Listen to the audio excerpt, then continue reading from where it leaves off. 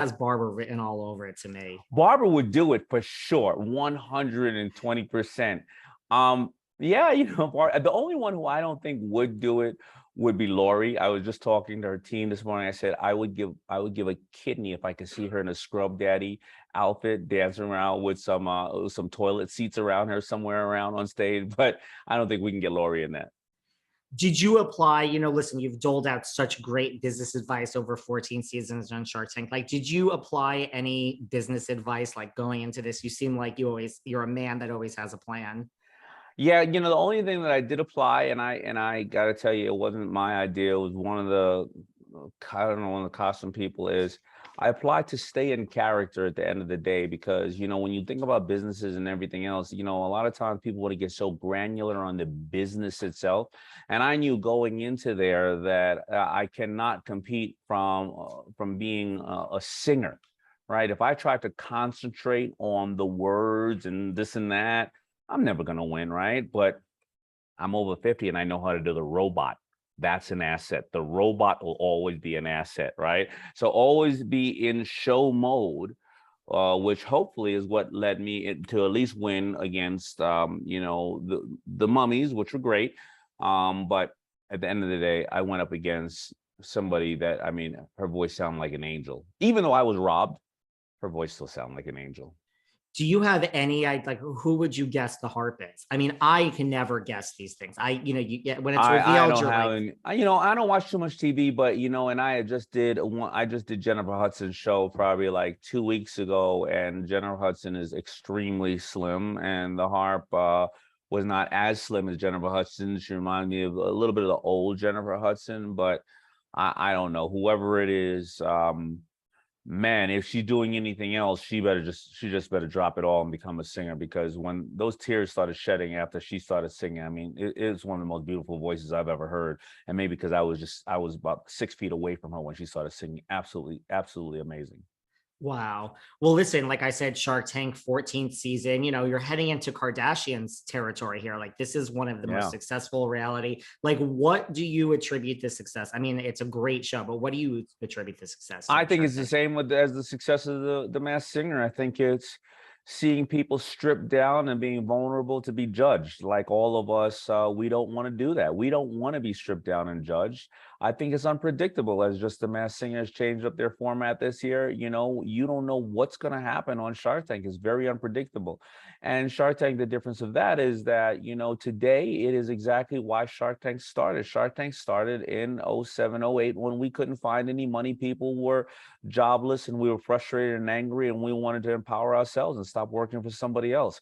And that's full circle where we are today. And when those people get on that stage, the Sharks learn way more from them than they learn from us. And everyday people can be on that stage, look at that stage and say, one day I'm going to be that person, or tomorrow I'm going to start a business and I'm going to take care of my family. And I think that that's what makes Shark Tank a success. The Sharks are not important on Shark Tank. It's more about the contestants and what they're, how they're changing their lives and empowering others.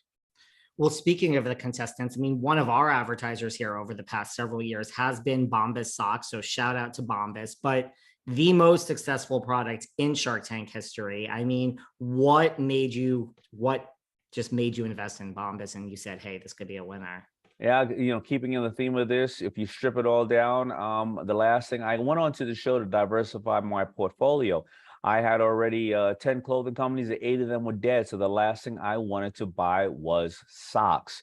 But when you stripped it down, Dave and Randy are the most amazing people, and they had a drive to not only change the world in a better way for themselves, but for those in the homeless community, and they wanted people to come along with the ride, and the proof was there.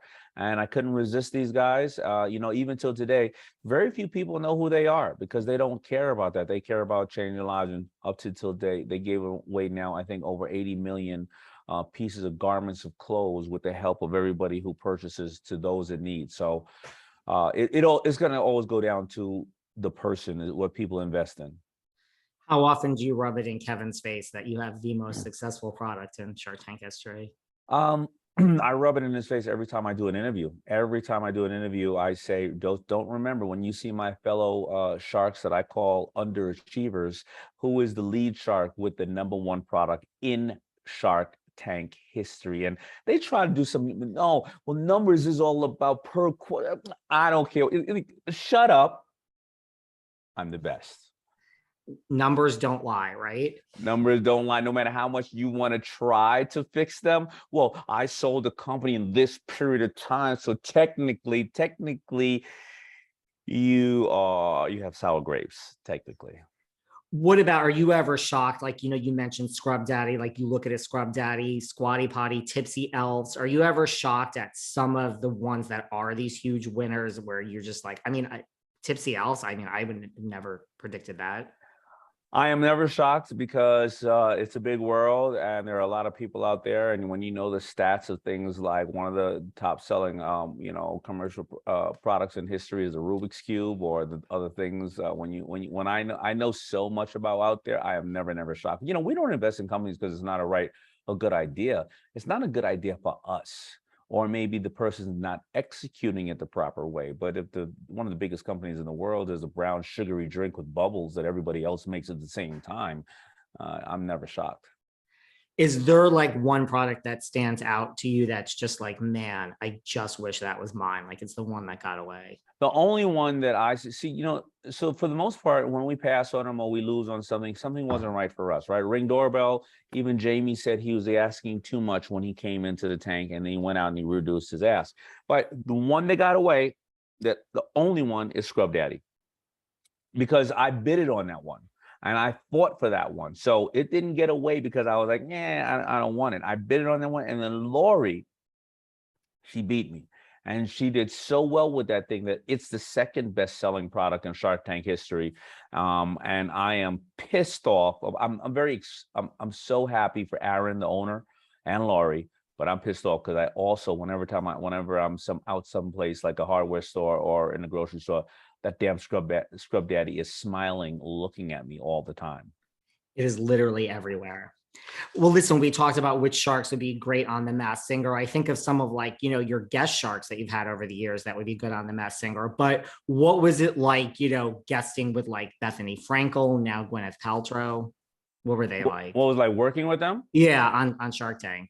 Brilliant. I mean, the casting, the producers, this is not about putting somebody on because they have a big name only, because their big name brings in people, but whoever they bring on with a big name also has an extension of products that are touching people. And when you get to talk to that person, there's a reason why, Goop or various other things have gotten out there, because that person is a true operator of businesses and they have insight, and they care when they come on the show. There are a lot of people who want to come on the show who are celebrities, and when they find out they really have to put their own money up and they really have to roll up their own sleeves to get the business, they go, well, maybe it's not for them. Maybe they're too busy, whatever the case is. Oh, can my manager handle that? No. So when you have people who come there and are our fellow sharks, they are there for the right reasons. What about,